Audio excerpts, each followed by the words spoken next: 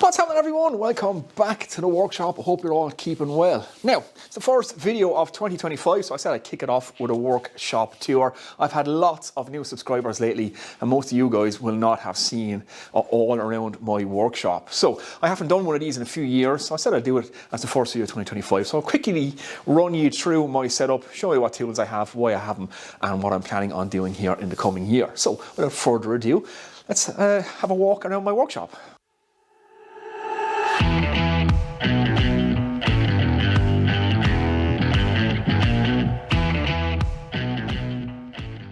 Okay, first off, my workshop or the shed or the structure itself. I get a lot of questions about this. So this is a 9 by 6 meter steel tech shed, which is roughly 20 by 30. It's down the end of my garden. It's essentially kind of a garage, I suppose, which I've kind of converted into my workshop. It's not ideal for woodworking. It's not insulated. It's hard to control the moisture levels and temperature in here. So I'm doing my best with some heaters and some dehumidifiers to keep everything at a nice level. But it's probably about 0 degrees in here at the minute. It's absolutely freezing. So yeah, that's the shed itself. Like I said, steel tech shed, 9 by 6 or 20 by 30, down the end of my back garden. Okay, we'll quickly run through all my tools and machines then. Now, I should just say I have a full video on almost everything in this workshop, so I'm not going to hang around and explain everything. I'll try and get through this as fast as I possibly can. So first up, my table saw. This is the Bosch GTS10XC, which I've made a cart for. That was actually a pretty popular video, that cart for this. And yeah, great table saw, no complaints with it. The fence isn't the best, but honestly, it does everything I needed to do, and everything comes off it pretty accurate, even though that fence is a little bit loose, but once you lock it down, it's good. So yeah, these job site saws, for everything I need to do, that's more than powerful enough. And with those good Froud blades in it, like I said, I have absolutely no complaints. Moving on then, my dust extractor. Again, I've done full videos on that. That's my Record Power DX4000. I must have that now maybe 5 years. It's never let me down. It's extremely powerful. It looks really small. It's essentially a barrel with a vacuum on top of it. And it's great for machines and hand tools. It will do both, no problem whatsoever. And like I said, I'm really happy with that thing. I have it 5 years and I have absolutely no complaints. All the power that I need for my workshop. Okay, moving on up then, this is my planer thicknesser, or for my American friends, this is my jointer planer. It's a Charnwood, this is a 10-inch one. This is one of the machines I'm kind of hoping to upgrade maybe this year if I can. It's a very, very good machine, but I would like something with a little bit of a larger capacity, something that the tables flip back against the wall. These tables flip out into the workshop, and I can kind of get caught up here with everything. So my ideal setup would be something slightly larger, maybe a 12-inch with a helical cutter and tables that open back in that way. So yeah, other than that, I've no complaints. It's a pretty good machine for what it is, for what it cost. It has done everything I've needed it to do, except there was a few projects where I just needed a little bit more capacity than 10 inches. But yeah, other than that, no real complaints. Move on. Very quickly, here's my clamp rack. This is just some of my clamps. Most of these are from Souther shops, so my F clamps and my parallel jaw clamps. I need to clean the glue off some of these, but these are fantastic. Like I said, you get them from Souther shop in Germany, and really good value, and they have tons of attachments that go onto these that even work and clip onto MFT tables, all that kind of good stuff. But yeah, great value for money, those Souther shop clamps, and they haven't let me down yet. So that's just some of my clamps right there. Okay, next up, my bandsaw. This is an Axminster Trade AT3327B, 300 millimeters or 12 inches by 16 inches or 400 millimeters is the dimensions that you can cut on this. So that's 12 inches by 16 inches or 300 by 400. And yeah, fantastic tool. It's one of the priciest machines. This is one of the machines I bought actually new. Most of my machines in my shop I actually bought second hand, but this one was a brand new machine I bought from the carpentry store. And like I said, it's an Axminster stuff. So the carpentry store above in Dublin, or above in Kildare, they do all the Axminster stuff from the UK. Now I think this machine is no longer available. There's a newer version of this machine, but I have absolutely zero complaints with this. It has done everything I have asked it to do, and it's really easy to set up, and to be very, very accurate with it is quite easy as well. So yeah, that's my bandsaw. And great tool. I've no need whatsoever to upgrade this at any point. It is more than big enough for whatever I need, and more than powerful enough for anything I have ever asked it to do. So yeah, that's my bandsaw. Okay, moving around to this corner is where I have more tools. Now, I'm absolutely frozen, so if I turn blue at any point in this video, You'll have to forgive me. I turned the heater off because it makes noise and I'm trying to record, but the temperature now has gone below freezing. So yeah, it's really cold in here. Anyway, this is my record power pillar drill. This is practically bomb proof. This thing is made of cast iron. Great tool, but I am thinking about upgrading it. The only flaw or problem I have with it is adjusting the table up and down. You release the Bristol handle here and it just slides on the bars. Most of the newer machines, you can actually wind the table up and down. That would be quite a nice feature. It can be awkward at times when you're setting up, trying to get really accurate with it because the table kind of moves and falls up and down, and that's the only flaw with it. But other than that, like I said, this is all cast iron, everything on it. There's no plastic on this tool whatsoever, and it will last forever. So I might pop this one up for sale and see if I can upgrade it, but upgrade it to what, I haven't quite decided yet. Over in this corner, that's my lathe. Again, it's another Record Power tool. Record Power makes some fantastic tools for the money, in my opinion. I haven't really had any problems, apart from one tool that I got from, but most of their tools, absolutely fantastic. This is my lathe. It's the DML 320. It doesn't get much use. I must start turning some stuff on it again. It's kind of been put into this corner now, and I haven't used it much in the last couple of years. But it's handy when I do need to turn stuff, and it's more than big enough for most of the stuff that I need to do anyway. So my pillar drill and my lathe. Right, just above my lathe then, I just, in a recent video, added a French cleat wall. So I had some old plywood in the workshop, so I just recycled it and made a French cleat wall. I've just hung my routers there. So I have my Trend router with the plunge base, I have a Milwaukee router and my large Triton router, and just all my discs and stuff there. So the French cleat walls are great for hanging stuff on. Guitar body up in the corner, that was a Strat type body that I was working on. I've made multiple guitars. I've actually sold a few as well. I haven't made one in a few years now. Maybe I might get back to making a couple of guitars again. We'll see in some upcoming videos. Always wanted to make an acoustic, never made an acoustic. I've made multiple electric guitars, and that's a kind of an ash body that I never actually used. I had put the finish and the colouring on it in that kind of denim kind of effect, but yeah, it's one I never finished, but it's just hanging up there now. But moving on into my hand tool cabinet. Okay, this is my hand tool cabinet, and this all actually closes up, but I mostly leave it open. I actually built this in order to try and protect my hand planes and stuff, because I do struggle with moisture, especially in the winter time. You get really high humidity and then we get big temperature drops overnight and everything condensates, so it can be a problem. But I found actually leaving it open and getting some airflow through the place actually works better, stops the rust from forming on the tools. So I just leave it open now. But I have a full build series on actually building this whole hand tool cabinet with all the dovetail drawers and the saw tail and all that, the plane tail and all that kind of stuff. But starting in this section, this is all my marking and measuring tools. So I have a lot of the Shinwa rulers. I got all these from Workshop Heaven. Most of my tools actually came from Workshop Heaven. These are the Japanese rulers. I have some of the UJK, the new UJK squares as well. These are fantastic. These come fully certified. So it's nice to have a certified square in your shop because you can test all your other squares on it then. I have a couple of sizes. I have the 150mm and I have the 250mm as well. And like I said, these come certified square, and they're actually to a higher standard, or to the actual standard that you would get in an actual calibration lab. So that's how square they are. So it's nice to set up all your machines and test all your other squares against actual calibrated squares. So yeah, that's kind of my marking and measurement section of my hand tool cabinet. Okay, just moving across then from all the marking stuff, I suppose this is the main action part of my hand tool. This is actually all my hand tools. Most of my planes are the Quang Sheng planes, which are absolutely fantastic for the money. So I have a number 7, a number 5.5, a number 5. I have a Lee Nielsen low angle jack plane. That's a really nice plane as well. These planes I don't actually use, but they're old Stanleys. All of these planes are well over 100 years old. I actually have a lovely little Stanley Bailey number 3. These ones are all from America, the United States. This one has a actually Stanley Sweetheart blade still in it. So I don't want to use that because that's going back to the Sweetheart era of the Stanley planes. I have a couple of them there. So yeah, that's an old English Stanley here. So that one was made in England. And again, that's over 100 years old as well, or thereabouts. So yeah, they're kind of I suppose little collector pieces that I have. They're not worth a whole lot, but it's nice to have a plane, I think that's over 100 years old, that people have used, maybe a couple of generations might have used them, you know, it's nice to have. My saw tail, Started out with Japanese hand saws, absolutely fantastic for the money. Then I added the Veritas saws, and I actually have a beautiful bad axe tenon saw. So that's probably one of the most expensive saws. That was kind of like a 40th birthday present I got. So yeah, that was a really nice gift.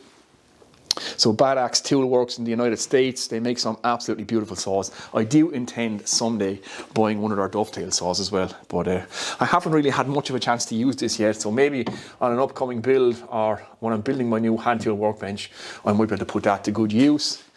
Other than that, then I have some planes that I built. So I have some wooden planes, I made them myself. A couple of block planes. Again, it's all Kwang Sheng stuff.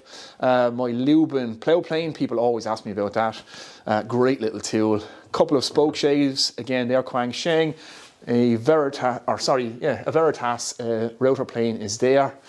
And yeah, that's kind of all my planes and my saws. Again, most of these tools I bought from Workshop Heaven in the UK. So if you're looking for the Kwang Sheng stuff, that's where you'll get it. None of this video is sponsored, by the way, or I'm not getting paid to say any of this. It's just where I happen to buy my tools. That's where I got them. So yeah, along the bottom here then, that's all my dovetail drawers.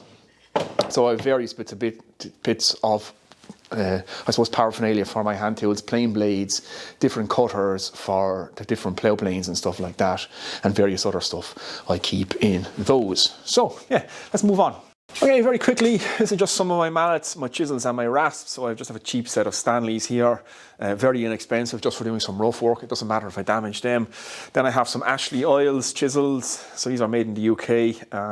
Again, I got these from Workshop Heaven.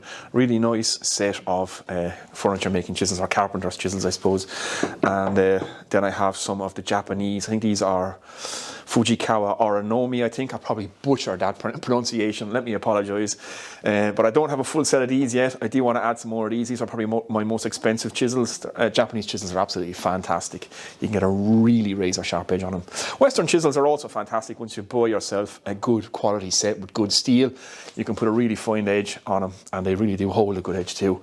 So more expensive chisels are worth it, but you can do a lot with a really, really cheap set as well. You don't have to spend big money. They won't hold an edge as good, but they still will take a really sharp edge. So yeah, you don't have to rush out and spend, if you're getting into woodworking, a fortune on chisels. A cheap set of chisels will absolutely do you. It's just develop your skill on sharpening, and most of the inexpensive tools will actually do you starting out. Your most important skill starting out is learning how to sharpen your tools properly. But yeah, let's move on. Okay, moving around into this corner, and I think I'm starting to develop hypothermia now. At this stage, I'm starting to really freeze, but this is my power tool kind of storage rack. I made a video on this. Again, just whipped that together out of some offcuts of plywood. So my power tools battery charging station is there. Again, this is a French cleat wall. I'm going to add more tools in here. So there's not much happening in this corner now. That's my heater is there, which actually does do a pretty good job of heating the workshop, believe it or not. It's not that big, but I could do with turning it on now, but it is quite noisy, so I won't when I'm filming. But yeah, power tool storage rack, nothing much to say about that. It's just some French cleats, and my tools are all here as well. It's all my socket sets, spanners and all that kind of stuff for working on bikes and cars, which I do a bit as well. I keep there. So yeah, that's it. Okay, moving around, this is my miter saw station essentially, and my miter saw, and this is the Bosch GCM 12 SDE. So that's a 12-inch or 305 millimeter blade. I think it's what's in this. Fantastic saw. Again, I bought this second hand, but it's done me, like, it's plenty powerful. It has more than enough capacity. It is a very heavy saw. It's about 30 kilos, but it stays there, it doesn't move. So it's ideal for a workshop setup. Not so ideal for carrying around a building site because, like I said, it is quite heavy. But like I said, it has plenty of capacity. It is a big saw. They do the sliding arm version of this as well, which will go right back in against the wall. And that takes up a hell of a lot less space. But yeah, that's my miter saw. Now, another question I get asked a hell of a lot is, where did I buy the cowl for my miter saw? That's just something I made. I whipped it together quite quickly out of an old gazebo. You can make these out of old tents, any that kind of canvasy kind of material. If you have it, you can build yourself a kind of just an area to keep all the dust in. So I have dust extraction here. I have a dust extractor actually hooked up to the saw itself, as well as my main dust extraction, which goes down through a gully here, and it just keeps all that dust inside in here and sucks it away, stops it coming out into the workshop. One of the biggest offenders for putting dust into your workshop will be your miter saw, and they're notoriously hard to take dust away from. I also have added, I have videos again on all this. I have these kinetic switches, they're wireless switches, so I can turn on and off my dust extraction just by hitting this switch, and it switches a contactor. You might be able to hear it clicking over there, maybe not. Dust extractor is not actually plugged in at the minute, but I have them all over my shop, and I can hit them anywhere I am at my machines and switch on my dust extractor from, and it does it wirelessly as well, which is great. So yeah, that is essentially kind of my miter saw station here. Okay, moving on down from my miter saw station. Now this is a recent build on my channel, so I've kind of built a new work area here with storage, workbench. This is my new sharpening station, so it's where I do all my sharpening. So all my sharpening equipment is here. I've added a Tormek to the workshop recently as well, which I've done a lot of sharpening on. I've shared some videos. I've actually a full video sharpening knives, axes, plane blades, chisels, everything in one video, which I've done recently. If you guys want to check that out as well, if you've not seen that, sharpening on the Tormek, it's absolutely fantastic. So yeah, this is now my kind of sharpening station area. Again, I built it nice and cheap. I kind of recycled my old workbench. I built it with some 4x2s or 2x4s. I've just sheeted it off with OSB just to keep the cost down, and then I framed it out with some red oak as well, just to put a nice little detail on it. And it looks quite good. Kind of separates this side of my workshop from where I keep all my weights and stuff. But yeah, that's my new sharpening station. And again, I have a full video on building this and on all sharpening tools on a Tormek, if you guys want to check that out as well. That's all there in my videos. So yeah, let's move on. Okay, now the centerpiece of any workshop is the workbench. Especially important for hand tool woodworking and everything else is a good workbench. My workbench at the minute is a bit of a Frankenstein workbench. It's kind of a hodgepodge smashed together of two of my workbenches. So I have my old hand tool woodworking bench and my MFT table now kind of smashed together. It's only roughly put together, trying to try out some ideas. I'm going to rebuild a new workbench, hopefully this year. That's the plan anyway. But I've kind of put this together like this just to see what works, what doesn't work. Viewers, long-time viewers of my channel, you guys will remember my actual MFT workbench, which was separate, and my actual hand tool workbench, which was separate. But I've kind of combined the two of them together to try and save space. I don't have the room for two workbenches in this workshop anymore. I have my weights and my motorbike in here as well, so space is limited. So I'm trying to come up with a few ideas. At the minute, it's working quite well, although I'm kind of thinking, how much space do I actually need? I have a router table built into this end. That's a Souter router there, so again, it's trying to save space. So my current thinking on this is that I build a dedicated hand tool workbench. I don't use the MFT side as much, although I do use it for some projects. So when I need it, I do actually need it, and I have all the equipment for it. So I might look at maybe getting a folding MFT table that I can actually put away and just have this as a hand tool workbench, and maybe do a separate router table that I can put on wheels and wheel out of the way. That way I would free up a lot more space. I wouldn't need a big workbench like this, and if I did need a big work area, I could fold out the MFT table. Bench dogs actually make a really, really nice folding MFT table that you can add to. You can make it as big as you like.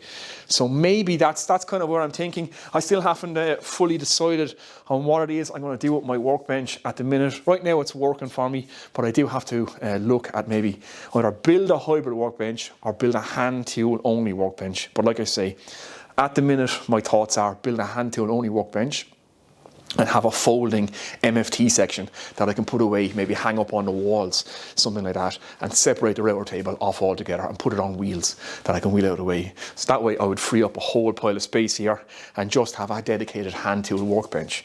That's kind of what I'm leaning to at the minute. I haven't fully decided. Yeah, but that's my workbench, guys. It's kind of at the minute, like I said, it's a bit of a Frankenstein. It's a bit of a mishmash of everything. But yeah, that's kind of it. Okay, we're kind of back around to the end of my workshop then. So not very exciting down this end. Just keep some stuff on some shelves. My compound lever press for pressing out all my baguettes is right here. So I have a full batch of stuff ready to go in a barrel out there, so I have to press out some more of the baguettes. And that was an actually extremely popular video. I think it's nearly like 500,000 views now on making these baguettes for the fire. So I have a whole batch of them ready to go, and another full batch in a barrel out there that I have to press out when the weather improves a bit. But I'll have them all ready to go for next winter. Yeah, like this corner, it's just my weights. So I've moved my weights into my workshop. It's the only space I have to put them. They are very important for my physical and mental health. Somewhere to work out every day. So I try to keep in shape if I can. And also my motorbike is in here as well. So that's a BMW R1200 GS. It's a 2017. I'm actually thinking about selling this. I might put it up for sale this year. I'm trying to look at something different. This one is absolutely immaculate. The bike is absolutely spotless. It's going like clockwork. They're actually an absolutely fantastic bike. I won't get too much into it. I know some of you guys do ask me every now and again to explain why did I buy a GS and tell me about the motorbike. But most people who watch my channel probably aren't into motorbikes. But that's what I have. Yeah, so that's the kind of end of my workshop. All stuff for working on cars and the bikes and all that kind of stuff. Oil and everything you need for that is right there. And my door, pedestrian door into my workshop is right here. And we're back around the start again.